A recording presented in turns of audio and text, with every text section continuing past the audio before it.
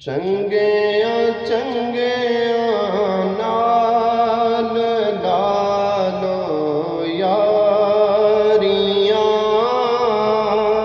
ਚੰਗਿਆਂ ਚੰਗਿਆਂ ਨਾਲ ਲਾ ਲੋ ਯਾਰੀਆਂ।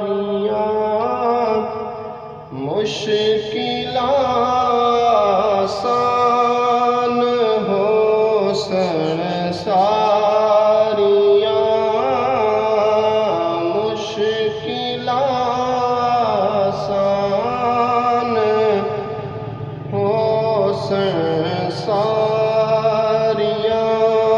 ਚੰਗਿਆਂ ਵਿੱਚ ਸਿਫਤਾਂ ਨਜ਼ਰ ਤੋਂ ਆਉਂਦੀਆਂ,